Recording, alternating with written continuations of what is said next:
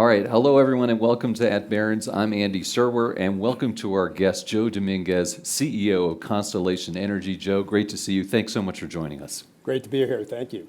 So you guys just closed the Calpine acquisition, which is a big deal for you that's making you the largest producer of electricity in the world, the largest private producer of electricity, the largest in the United States.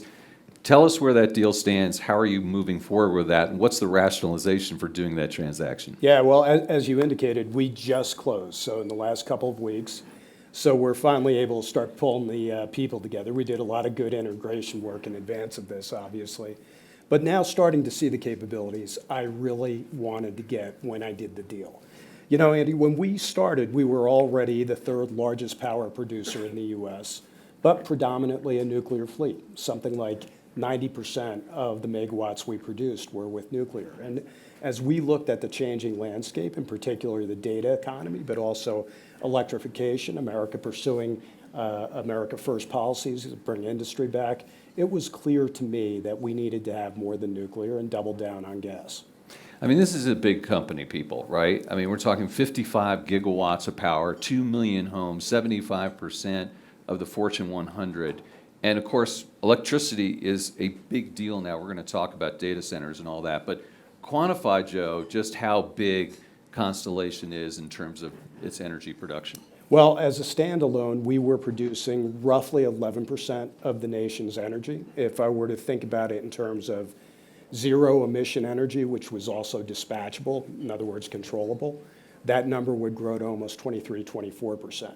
And so we added to that the largest natural gas fleet in the country, and we added to that the largest geothermal fleet in the country. So all told, I'd like to tell people we produce enough energy to power Mexico. You mean continuously? Yeah. The entire country, wow. You mentioned, and the Calpine's where the natural gas piece comes from, but you mentioned nuclear, geothermal, wind, solar. What is the energy breakdown in terms of the sources for your company now? So we're all the above with the exception of coal. Neither Calpine nor Constellation owns any coal. And so that was a deliberate decision. We wanted to stay away from coal and coal residual liabilities. But everything else is within our portfolio. Still today, I would say that about 55 to 60% of our power will be from nuclear, roughly 30% from natural gas, and then renewables comprising the rest. And residential versus businesses, what's the breakdown there? We're the third largest retailer for residential customers, but our principal customer is the large manufacturing and commercial entity. Nuclear, I thought that whole business was dead, not working out, not going on, but you guys are a big player. Tell us the state of the nuclear business. A lot of people talking about a nuclear renaissance going on as well. You know, I'll talk about it a couple ways, Andy. In terms of the public's receptivity and political receptivity to nuclear, at an all-time high. I would argue that nuclear today garners more bipartisan support than almost any other technology. It's truly a purple technology. So that has changed. We always had elemental support within the Republican Party, but the climate crisis issues made Democrats really appreciate nuclear. And what we're seeing is really an explosion of interest in nuclear across the board. And many new different technologies, very advanced technologies, all the way to things that are iterations of what we do today. But I have, in 30 years in the business, never seen anything like this in terms of the intensity, the great new ideas that are coming forward, the things that we're doing to make the existing machines state of the art. It's like no time before, and the excitement is palpable. I have never heard of nuclear energy called a purple energy before. But I love that. I can see where it's coming from, 100%. And so I want to drill down a little bit more into that. So how many facilities do you have right now? And then how many, do you have anything on the drawing board in terms of actually opening up new nuclear power plants? Yeah, sure. So we have 25 existing nuclear plants right now. To put that in perspective, the U.S. has, roughly speaking, about 94. We're bringing on a new unit called the Crane Clean Energy Center that should be started in 27. Where's that? I'm sorry. So the Crane Clean Energy Center is in Pennsylvania. It was the unit that was not involved in the incident at 3 Mile Island. Are you partnering with Microsoft on We that? are, we Right, are. that's the Microsoft power plant that That's people know exactly about. right. Right, okay. And we're working with Meta in southern Illinois at a site where we may develop the next round of nuclear. We're also heavily involved with New York State, where Governor Hochul just increased the target for new nuclear to be about 4 gigawatts. So think about 4 large plants that are now being planned for New York. And we're seeing that all over the place. We're seeing it in Texas, we're seeing interest in Maryland. And what's fascinating to me is these places where, you know, to your point a moment ago, just 18 to 24 months ago, we didn't see an interest in building new nuclear. Now, 180 degrees different, real intense procedural process to figure out where we site them, what technologies to build.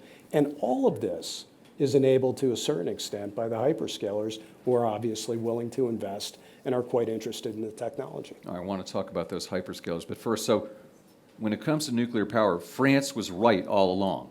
Yes, they were. Is that right? I don't think there's many that debate the other side of that now. That's pretty amazing. So let's talk about the hyperscalers. There's all kinds of conversation about this insatiable demand from AI and the hyperscalers to create that AI. Controversy there in terms of, well, they're making residential rates go up. What is your take on that situation? This is a big deal for you in terms of, you know, the public-facing part of your job, right? Yeah, for sure. Look, I think this is a new type of load. Load is, you know, what we call demand in our business, but a new level of demand that we haven't seen in a long period of time.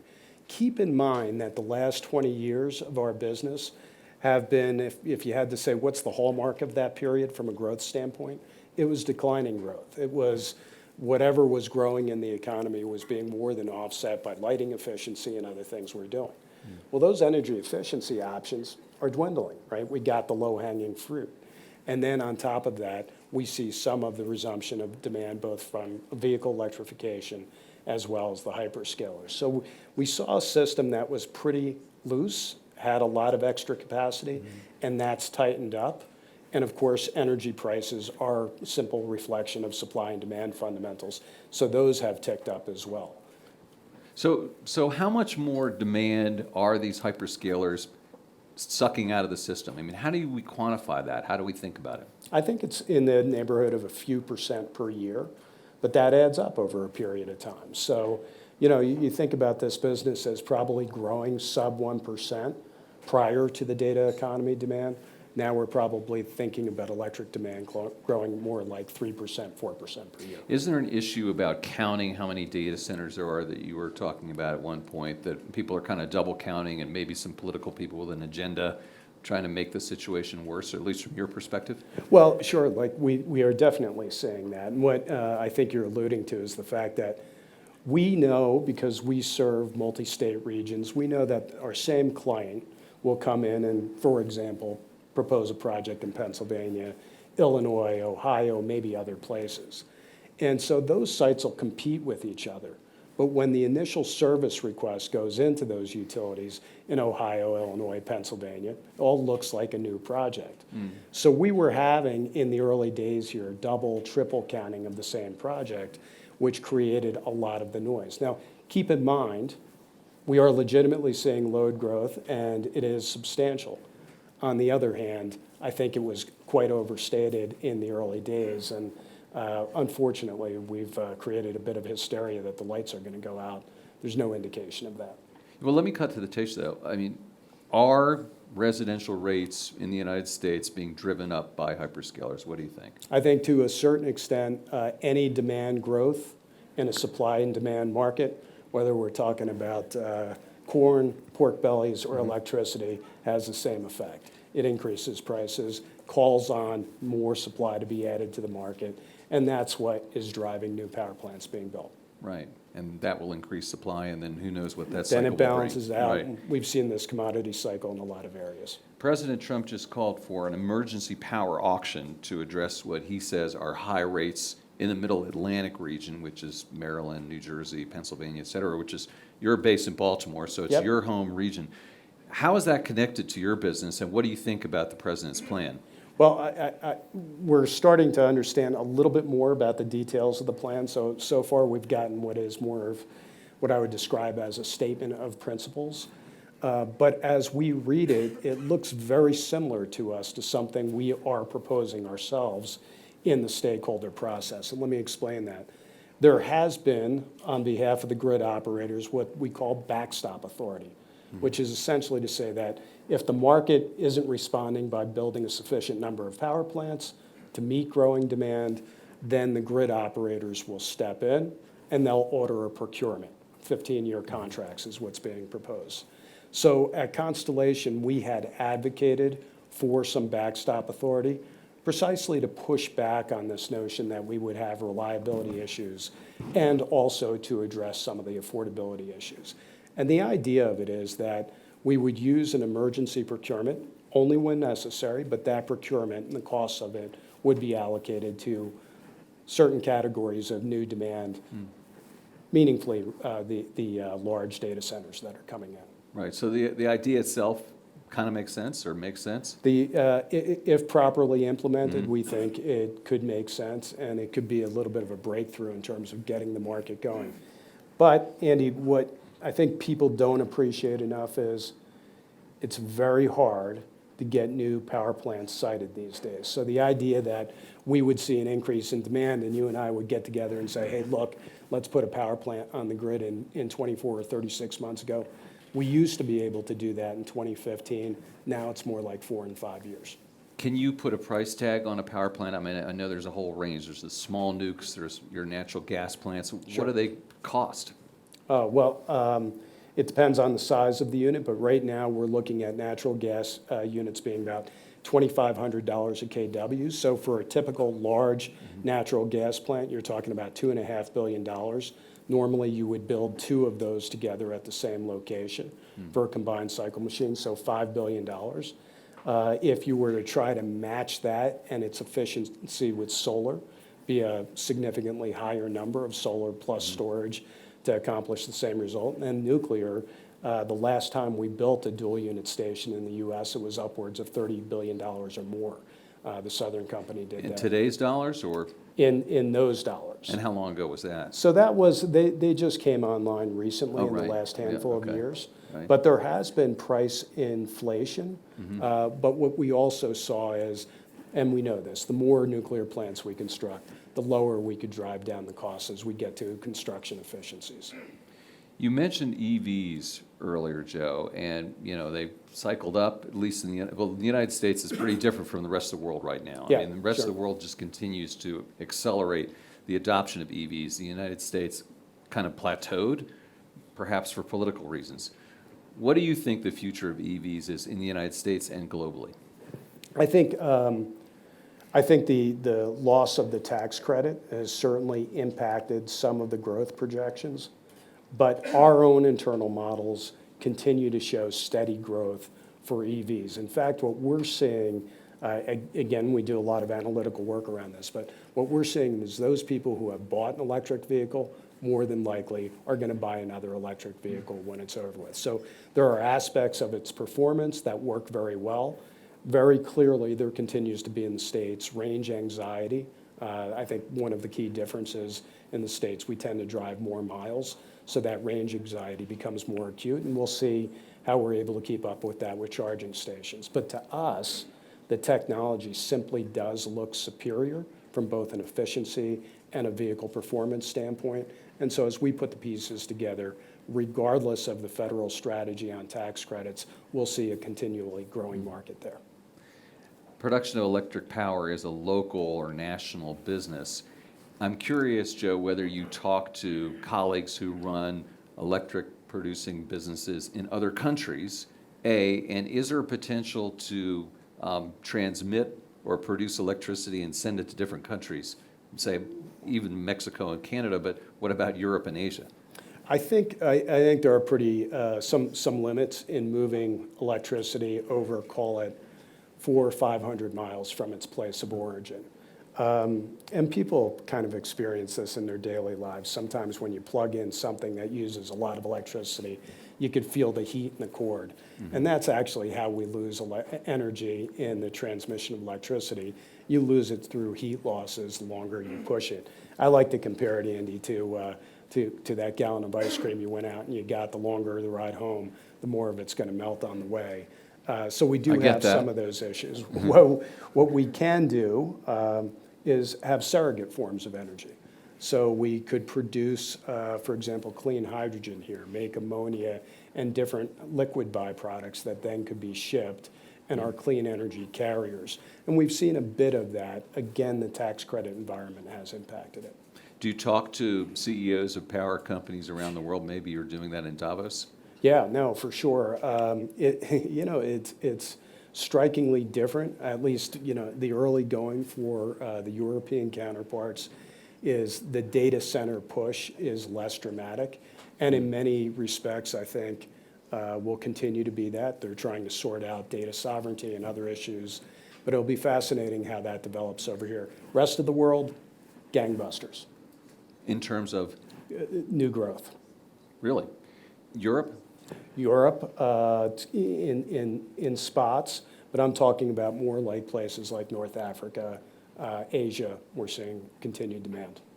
And I want to drill down a little bit more in the hyperscalers. Are your customers specifically the Metas and Alphabets, or are they the Anthropics and the OpenAIs? How does that all work out, and who do you talk to? And then you've got, Wall Street firms, Blue Owls financing things. What is the ecosystem like when you're trying to put these projects together? So, it's not just the hyperscalers, for sure. We probably have under contract right now maybe 70, 80 different companies that are buying electricity for us in the data economy. And they range from the largest companies on the planet to some of the folks that you've talked about and others, right, that built the first generation of data centers. And one of the things that isn't getting talked about is those first generation data centers are now doubling in size as they put more efficient chips in, and those chips consume more electricity. So we're seeing transformations everywhere. The way we're trying to manage through that is, obviously, we think of this as a potentially lumpy demand. So to deal with that, I'd like to have some combination of longer-term contracts, ideally 15, 20-year contracts for some of our key assets. And then the duration of those contracts may become shorter for smaller players. And we're managing credit risk across that spectrum, as you would imagine. And when, say, a hyperscaler is looking to source energy, how do you pitch it? In other words, you're competing against other states with other power plants. I'm Alphabet, and I want to do this here, and then I can go to Utah and talk to this power company. I can go to Montana, or I can talk to Joe in the East Coast. Is that how it works? Our ideal client is a client that wants predictability on the energy price for a long period of time. They want to go into the boardroom. They want to say, we want to build this massive data center. There's a number of variables associated with that, but we're locking down energy for 20 years, and we're going to buy an emissions-free energy, right? So that is right up the alley of what we do. Nuclear and renewables, we can provide the emissions-free energy, and we know our cost stream very well enough so that we could go 20 years. Now, gas is important, but one of the challenges I have with my gas plants is I can't exactly predict my cost structure for 20 years. I don't know what the underlying price of gas is going to be for the entirety of that period of time. And we don't know whether future administrations are going to resume a conversation around taxing carbon emissions or what that regulatory landscape is. So the clients that we are most suited to are those that want to go long. They want an emissions-free, very reliable product, and they want a clear picture for that product for 20 or 20 more years. We could do that. And what's your take on carbon credits? What's the best policy for you? I think the best policy for the country is to make sure that carbon credits are measured in the moment people consume energy and in the location they consume energy. Andy, we've gotten into a lot of trouble with pretending that a zero-emission megawatt produced in April is somehow magically hanging around waiting for consumption in August. And we've gotten into a lot of trouble when we tried to say things like, we're offsetting electricity demand, I'll call it New Jersey to pick on my home state, Promised land. with growing trees in Brazil. That doesn't really do much from an electric reliability standpoint. So the whole movement is to now have time-matched and geographic matched credits. If you do that, this will work just fine. Speaking of geography, is your natural gas, does that come from the Permian Basin? And do you watch Landman? Who doesn't watch? Because now I know all about natural gas and Permian because I'm watching Landman. Billy Bob Thornton explained it all to me. We do get some gas from the Permian Basin. Just to be absolutely clear, we haven't had any dealings with drug dealers or killers so far. Wow. Good We to know. also buy a lot of gas from sources in Pennsylvania and Ohio where there's abundant natural gas.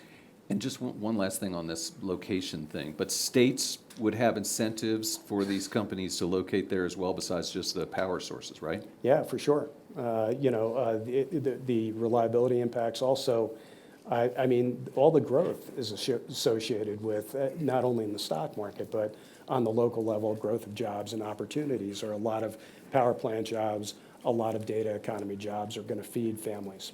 And the sources of water as well. Is that right. very important for your line of work? Yeah, and increasingly so, because some of the cooling technologies for the chips depend quite heavily on a lot of water. So having access to clean water is a big deal. And you mentioned the stock market, and let's get to the good stuff. I don't know if you guys have been following this at all, but Constellation has been on a rocket ship ride. It's really incredible, and it's not what electric utilities you're used to seeing. It's not like your father's, your grandfather's, or even yours 10 years ago. I mean, your stock was up, 4x over the past 3 years. 4x, which is 4x greater than the S&P 500. What the heck is going on with that, Joe? I mean, that's like unheard of, right? We're in the right place at the right moment.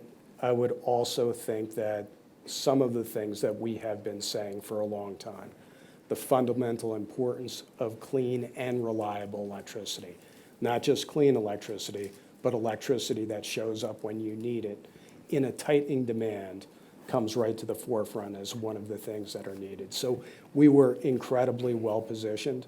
And you know, Andy, I have followed the approach. You start out talking about Constellation, you talk about its dimensions, the size of it, which is, I tell the team, it's an interesting footnote. But what we're trying to do is build a company that could lead in the technologies that are going to lead in the economic renaissance of America, to be there for our country when our country needs it, and to power what may end up being the most crucial technology we've seen since the invention of fire. So that's where we want to be, and we want to have the pieces, the components within our business to service that load better than anybody else on the planet. And if we do that, the stock market will take care of itself, the growth numbers will take care of itself. But we're focused in on our clients, whether that be a family or the largest company on the planet. $100 billion or $96 billion market cap. And how much, speaking of investment, what sort of CapEx, do you quantify things that way in terms of what your spend is? What is that running about now? Well, we expect steady state will be $5 to $10 billion. We haven't on an annual basis in terms of the investments we'll be making. Would you need a new investment for nuclear power plants, like a new sourcing from Wall Street for that? I don't think so. I think, well, look, I think there's going to be plenty of opportunities for us to borrow money when we get there. I think, we're well regarded in that regard. I think the more important thing is making sure we have a customer on the other end that is going to take the offtake. Mm-hmm. If you were to ask me, Joe, is it harder to get the money? I'd say, no, it's not the money. I could get plenty of money. We'll produce plenty of money to build the plant. What I want to make sure is I have a customer to sell the power to when we successfully bring that plant online. Shifting gears a little bit, I want to ask you about you. Tell us your origin story. You mentioned New Jersey, New York Giants fan. They actually play in New Jersey, of course. And I know you have a legal background. How did you become the CEO of Constellation? Yeah. Well, it was, like with most people, not a carefully crafted plan. But my family came to the U.S. From Cuba, so my mom and dad are Cuban immigrants. My dad was a sheet metal man in New Jersey, encouraged me to be an engineer, and I started my career as an engineer, subsequently went back to law school. And found my way working for energy companies, and who knew it, but this combination of energy and the law was really actually a pretty good mix to be in the power business. And I love the business and been at it ever since. And final question, Joe. For investors who own the stock or investors who don't own the stock, why is it a good time to be an investor in Constellation Energy? I mean, you do have a high PE. I noticed the PE of this stock, just again, to give you an idea of how upside down maybe the world is, your PE is higher than Meta's PE. Just think about that. Who would imagine an electric utility stock more than a Silicon Valley company like that? But tell us why Constellation is good for investors at this point. Well, look, I think it relates to where are we in this cycle. And I think as much of a frenzy of activity as we've seen, what I see on the ground is that, well, maybe to use a Churchillian phrase, we are at the end maybe of the beginning of this cycle. We're starting to understand it. But the depth of the demand that is still coming, the exponential growth that we still anticipate, will support what Constellation is doing. I think it'll justify the thesis of creating a company with the scale and capabilities that we have. And I think our best days are very much ahead of us. Even notwithstanding how much contracting we've done, 80% of our megawatts are still available for recontracting at higher prices as this economy continues to boom. So that's what we do every day. Try to connect ourselves with customers that have this shared vision of going long, being able to build the next generation of infrastructure, and want that firm, clean, fixed price power that we could provide. So I see plenty of opportunities down the road. All right, we're wrapping things up with Winston Churchill. What could be better than that? Joe Dominguez, CEO of Constellation Energy, thank you so much for joining us. Thanks, Andy. Thank you. This is at Barron's. I'm Andy Serwer. We'll catch you next time.